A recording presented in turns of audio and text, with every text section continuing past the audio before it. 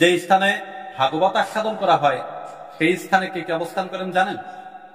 সেই স্থানে এই সর্বস্বামীপাদ অবস্থান করেছেন। সেই স্থানে ভক্ত প্রধান হনুমান এসে বিরাজ করেন। তবে হনুমান এসে কোথায় বিরাজ করেন? উনি কিন্তু আমাদের মাঝে এভাবে এসে বসেন না, উনি সবার পিছনে গিয়ে করজোড়ে বসে থাকেন। এর প্রমাণ আছে। আগে বলি কে কে অবস্থান করেন। শুধু ভক্ত প্রধান হনুমান অবস্থান করেন না, অনন্ত বিশ্ব ব্রহ্মাণ্ডের অনন্ত কোটি দেবতাগণ যারা এই ভাগবত আস্বাদন করতে উৎসুক, তারা কিন্তু প্রত্যেকেই এই ভাগবত মঞ্চে এসে উপস্থিত হয়ে থাকেন। তারা ভক্তের নিকট করজোড়ে প্রার্থনা জানায় যে হে ভক্ত, দয়া করে আমাকে একটুখানি জায়গা করে দাও।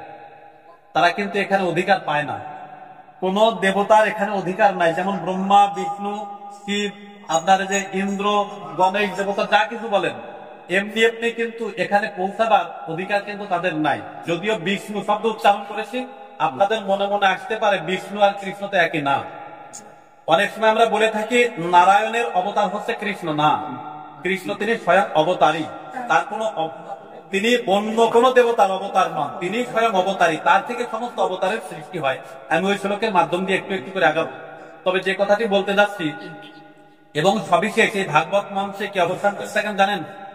আমার রাধা গোবিন্দ যুগলে সে অবস্থান করে থাকে।